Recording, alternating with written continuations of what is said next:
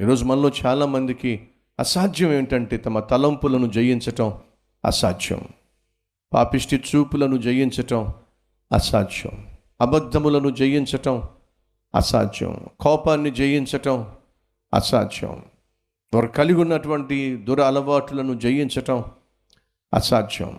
అవునా కాదా? ఈరోజు మనలో చాలామందికి అసాధ్యంగా ఉంది ఆత్మీయంగా జీవించటం, అసాధ్యంగా ఉంది పరిశుద్ధంగా జీవించటం, అసాధ్యంగా ఉంది తమ శరీరాన్ని పవిత్రంగా కాపాడుకోవడం. అవునా కాదా? కానీ దాన్ని నువ్వు సాధ్యపరుచుకోగలవు ఎప్పుడో తెలుసా? దేవుని కృపను పొందుకున్నట్లయితే. కాబట్టి మనం దేవుని కృప కొరకు వేడుకోవాలి. బైబిల్లో చక్కని మాట ఉంది, దేవుని కృప కొరకు వేడుకొని వారిని బట్టి దేవుడు సంతోషిస్తాడు, సంతసిస్తాడు. రండి కలిసి ప్రార్థన చేద్దాం. ప్రతి ఒక్కరి ప్రార్థనలో ఏకీభవించవలసిందిగా కోరుతున్నాను.